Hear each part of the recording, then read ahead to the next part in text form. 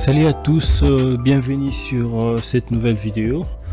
C'est toujours votre humble serviteur de belles contenus concernant la cybersécurité. Alors aujourd'hui on va un peu essayer de parler sur un sujet très important à laquelle beaucoup parmi nous continuent toujours d'ignorer dans le cadre de cette vulgarisation de la cybersécurité. Alors aujourd'hui on va parler d'un type d'attaque très couramment utilisée à laquelle beaucoup parmi nous aujourd'hui continuent toujours d'ignorer, mais en tout cas ça fait partie de meilleurs vecteurs d'attaque qu'on appelle par l'attaque de type du côté client, ok, CSA, Client Side Attack en anglais. Alors cet aspect de cybersécurité, ça fait partie de la majorité des attaques, des types des attaques à laquelle nos entreprises subissent jusqu'à maintenant, ok. Pourquoi? Parce que c'est un vecteur d'attaque beaucoup plus simple à mettre en place, à exploiter, et d'office ça cible beaucoup plus les utilisateurs, parce que vous allez remarquer généralement ces genres des applications, ce sont les utilisateurs qui ont l'habitude de l'utiliser, et raison pour laquelle il est toujours important dans l'entreprise de mettre en place des différentes pratiques et politiques de sécurité, des pièces jointes, comment est-ce qu'il faut ouvrir des fichiers, est-ce que quand vous recevez des messages, ce sont des personnes sûres, ça provient d'une source sûre, ok. Alors tous ces aspects-là comptent beaucoup dans le cadre de la politique de sécurité d'une entreprise, ok. Alors la vidéo d'aujourd'hui sera très bref, sans plus tarder. On va faire une attaque, on va voir une démonstration, ok, concernant l'attaque qu'on appelle par l'attaque par macro, qui cible beaucoup plus des fichiers sous format Word, ok, via l'application Office. Comme nous les connaissons, c'est parmi les outils incontournables dans une entreprise, dans une organisation personnelle, dans tous les cadres, pour créer des textes, ok. Alors, sans plus tarder, on va essayer un peu d'expliquer d'une manière bref comment est-ce que cette attaque fonctionne. Alors, cette attaque, ça va consister à injecter du code malveillant, du code VBS sur un document Word, ok. À travers ces codes là, qu'est-ce qui va se passer? L'attaquant, il va mettre du code à l'intérieur, et derrière ces codes là, il y aura généralement du PowerShell. Pour tous ceux qui maîtrisent un peu Microsoft, ils sauront qu'est-ce qui est du PowerShell, ok.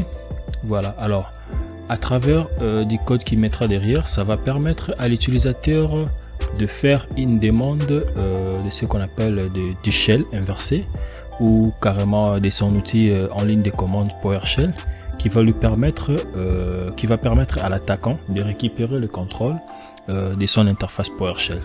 Alors sans beaucoup plus théorique, on va directement passer à la pratique. Alors dans le cadre de notre scénario, on est sur une machine virtuelle. Cette machine virtuelle, c'est la machine de notre attaquant, ok. C'est lui qui est censé mettre du code malveillant sur un fichier Word, ok. Et le fichier Word en question qui sera lancé via l'utilisateur. L'utilisateur, lui, il est sur ma machine, sur ma note, parce que ça c'est ma machine virtuelle, ok. On suppose que l'attaquant aurait simplement à lancer un fichier Word. Je vais vous la montrer plus rapidement. C'est ces fichiers là au nom du document 7. C'est sur mon ordinateur, ok. On suppose qu'on est dans une même entreprise, on travaille dans une même organisation. Il me suffirait juste de lancer ces documents là, ok. Voilà. Alors avant d'arriver là, qu'est-ce qui va se passer? On a d'abord ce qu'on appelle par on va d'abord voir, on a déjà préparé tous nos fichiers. Si je fais par exemple ls sur cet emplacement, ok, vous voyez j'ai un script PowerShell qui s'appelle PowerCat, ok. En réalité, le PowerCat, c'est un outil, c'est un script en PowerShell qui nous permet de récupérer ce qu'on appelle par le shell inversé. Le shell inversé, c'est-à-dire, moi je mettrai ici un écouteur Netcat à laquelle, lorsque l'utilisateur aura juste à lancer le document Word, alors à travers du code qui sera derrière du macro, ok, via le langage VBS, ces codes là va s'exécuter directement sur le lancement de mon fichier Word, ok, et automatiquement il suffit juste que moi j'ai mon Netcat en écoute, ok, sur ces ports là. On va voir comment arriver là, on n'est pas encore là. Voilà, et puis du coup j'aurai directement l'interface PowerShell de mon utilisateur à côté. Alors allons-y rapidement, on va essayer un peu de voir. J'avais déjà préparé les différents codes sur le fichier Word. Je vous épargne des détails. Je vais d'abord commencer par vous montrer. On va essayer d'ouvrir le fichier Word. On va l'ouvrir, ça s'appelle docset. Et par la suite, on verra les codes derrière cachés. Voilà, quand vous voyez ces messages, ne vous inquiétez pas, c'est juste la sécurité Microsoft. On en parlera à la fin de la vidéo. D'abord, on va les fermer. On va d'abord dire à Microsoft Defender de ne pas nous déranger. Ok, on va d'abord les bloquer temporairement.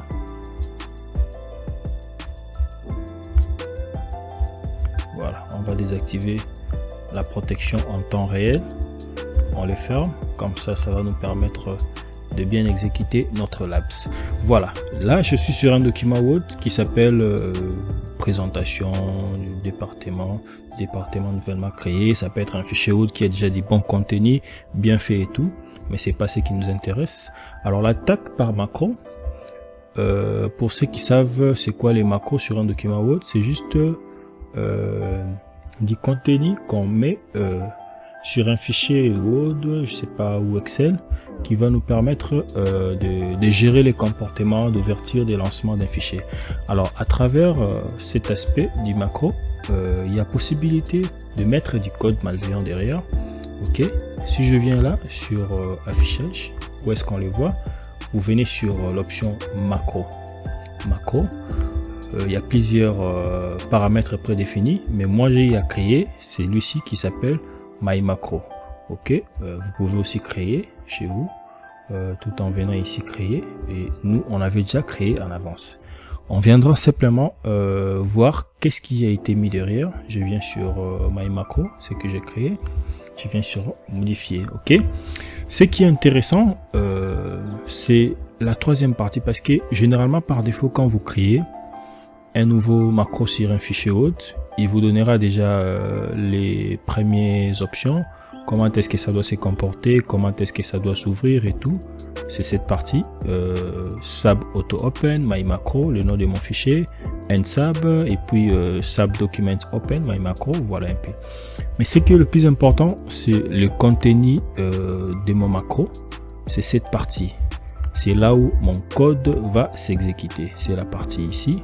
Ok, c'est là où se cache une commande PowerShell. Si vous regardez bien à côté, vous avez un PowerShell, un op, voilà, et puis l'option W, hidden, tout ça derrière ici. C'est là où se cachent mes adresses IP, mes numéros de port et autres. Voilà. Alors comment en arriver là? Ok, on va le voir. On le ferme d'abord. À partir des Kali, c'est là où on a eu à générer tous ces codes là. Ok, alors comment est-ce que ça se passe? Vous allez remarquer, pour ceux qui connaissent bien PowerShell, Netcat et autres, ils vont comprendre de quoi il s'agit. Mais si vous avez besoin de détails approfondis, laissez-moi des commentaires sur la vidéo, comme ça on verra ensemble avec vous comment apprendre davantage les notions concernant les Netcat, concernant PowerShell et autres. On vient, il y a un site qui nous permet, en réalité, ces codes cachés derrière, sur notre macro, on revient un peu là, en réalité, ce sont des codes qui ont été écrits par Python, ok? En réalité, c'est un code kilométrique, mais à travers Python, le script Python nous a permis de segmenter ces différentes codes cachés derrière ici. En réalité, c'est du code à base 64, ok? C'est codé en base 64. On va voir comment on peut coder, comment on peut décoder les informations dans la base 64. Et puis après, on va utiliser un script Python. À partir de ces scripts là qu'on aura maintenant à avoir des scripts Python qui pourra s'exécuter derrière notre macro. On le ferme. On revient là. On ferme également les documents. On revient là sur notre machine attaquant. On va sur le site base en code to base 64 format. Maintenant, en réalité, notre shell inversée est exécutée à travers cette commande, ok, derrière notre macro. Les codes que vous avez vus qui ne sont pas très compréhensifs de l'autre côté, en réalité c'est ça, ok. C'est une commande PowerShell qui va nous permettre de télécharger derrière notre machine Kali Linux via un serveur HTTP sur le port 8000 en exécutant ces scripts de PowerShell qui est le PowerCat, ok, avec l'extension PS1. Et puis de l'autre côté, il va dire à PowerShell exécute-moi cette commande, ok, sur le port 4488 du coup sur PowerShell. Alors, vu que notre script ne connaît pas ces langages, ok, raison pour laquelle on est sur ces sites qui s'appellent base 64 en code, ok, qui va nous permettre d'encoder sur base 64 notre script, notre commande qui va faire appel à l'interface en ligne de commande de notre utilisateur pour récupérer les contrôles de son ordinateur. Ok, très bien. Alors ça c'est la machine, ça c'est le script, ok, ça c'est l'adresse IP de ma machine comme attaquant, et exactement de l'autre côté aussi sur la commande, c'est comme si l'attaquant va aussi faire appel à moi, ok, à travers Netcat, de même avec mon adresse IP. Cette commande ici, ça va nous permettre de télécharger, ok, de faire appel à PowerCat sur ma machine, qui est un fichier qui existe chez moi. On va servir un serveur HTTP pour permettre à la machine client de les télécharger, de l'exécuter à distance, et puis du coup cette commande ça fera appel à notre PowerShell au niveau de notre machine Kali Linux, ok. Voilà, alors une fois que on a copié-collé la commande, ok, on vient ici sur en code to base 64, on les colle et puis on viendra ici en code, ok. On va l'encoder, tout ça une fois encodé, il sera directement écrit sur ces codes là, ok, en base 64. Et c'est à travers ces codes, une fois qu'on l'encode en base 64, on va maintenant venir sur l'emplacement à laquelle notre script existe, ok. Voilà, alors les scripts en réalité je l'ai mis juste sur un fichier Python, ok, avec une extension Python. On va faire un exemple, comment est-ce que cela est arrivé. On va utiliser l'outil d'éditeur de texte Mousepad, ok, Mousepad script. Script c'est le fichier que j'avais écrit sur Python qui est là. Une fois que je lance Mousepad, ok, voilà, en réalité c'est ces codes ici, ok, voilà, c'est le code en base 64 que j'avais eu à générer de l'autre côté, ok. Si vous avez bien retenu, c'est ces codes ici qui commencent par SKIBF qui finit par BAA égale, ok. Si on revient là, c'est ces codes là, ok, vous allez juste les coller et les délimiter jusque là, et puis le reste c'est censé rester comme ça par défaut, et c'est contenu ici qui va permettre de subdiviser autant de ces caractères par 50 50 50 pour permettre au macro de lire correctement. Alors une fois vous pouvez saisir ces textes, si vous en avez besoin du fichier du script, vous pouvez toujours faire la demande sur commentaire, je vous l'enverrai. En réalité la commande PowerShell est cachée derrière ici, derrière ces différents caractères à base 64. Rappelez-vous, c'est celui-ci, c'est tout ça, ok, cette commande qui est cachée derrière tout ici. C'est là où va jouer les tours de notre G. Alors si je ferme, parce que j'ai déjà enregistré auparavant, si je le ferme, ok, qu'est-ce qui se passe? Pour générer maintenant du code, je reviens sur mon fichier macro, ok. Si je reviens sur mon fichier macro, je vais réouvrir le fichier Word. Si je reviens sur le fichier macro, ok, le code qui est derrière le fichier macro, pour que ça puisse être généré de cette façon-là, c'est diviser tous les caractères par 50 caractères. J'utilise le langage Python sur ma machine Kali Linux, ok. Qu'est-ce que je ferai? Je vais juste saisir sur mon clavier, ok, Python, ok, et puis le nom de mon script, ok, je valide. Automatiquement, ça va me générer ces codes derrière, ok, et c'est ces codes que j'ai eu à copier, ok, et puis automatiquement, je suis allé sur mon fichier macro, ok, de mon fichier Word piégé que j'ai eu à préparer, ok, et c'est ces fichiers là que je suis venu coller ici, ok, c'est ces caractères là, c'est ce qui va s'élancer derrière PowerShell sur ma machine, sur la machine de notre victime, et qui va nous renvoyer un shell inversé sur notre machine Kali Linux, ok. Très bien, jusque là il n'y a rien de complexe. Alors vu que, qu'est-ce qui est plus important ici, si je fais ls sur mes fichiers, en réalité c'est le PowerCat ici que je ferai appel à distance sur la machine utilisateur. Alors vu que je suis sur cet emplacement, je vais dire à ma machine Kali Linux de faire un partage, ok, avec Python 3 comme étant sur ces dossiers, sur ces chemins courants, comme étant un serveur web, ok.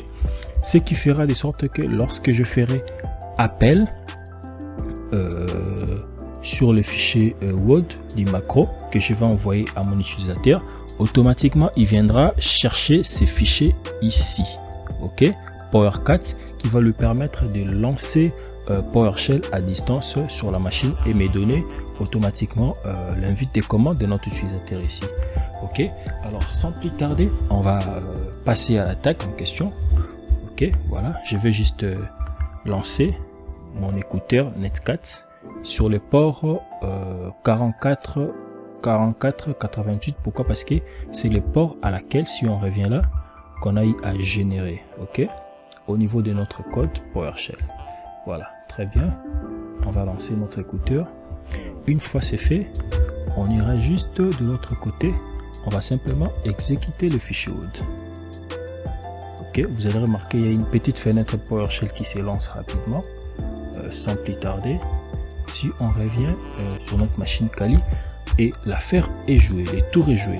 Vous regardez, vous voyez à quel point c'est très sensible. Et automatiquement, mon serveur web me dira que voilà, on a eu à faire appel à ces fichiers, et avec la requête descend, le fichier a été trouvé, et du coup j'ai l'échelle inversée de l'utilisateur. Ça c'est génial, ok.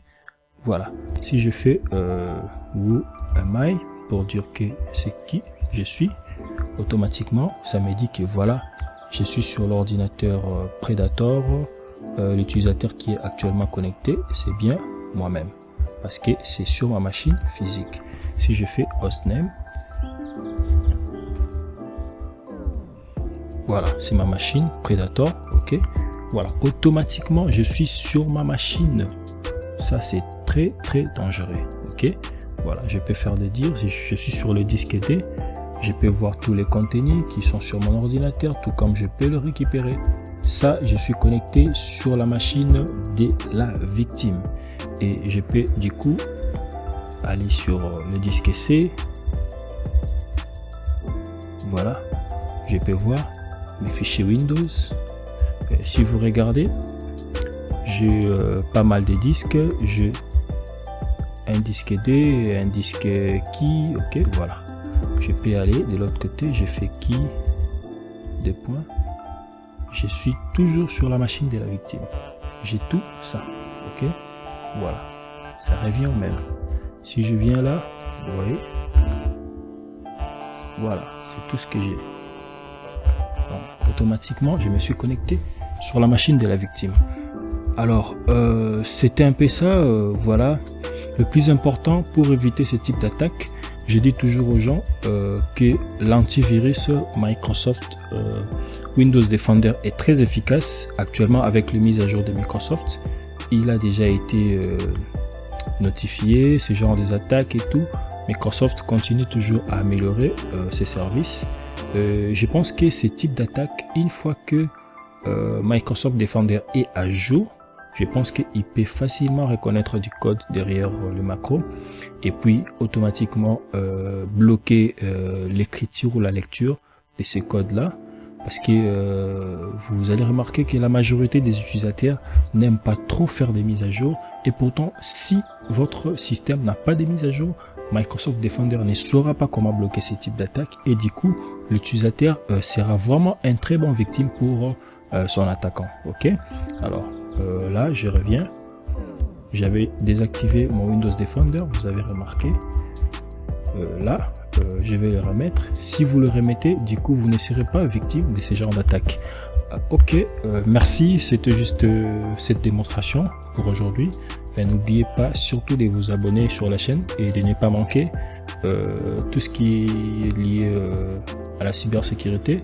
Rappelez-vous que cette chaîne est liée à la vulgarisation de la cybersécurité pour vous qui n'êtes pas des connaisseurs, pour comprendre quand même l'utilité et l'importance de l'impact de cybersécurité.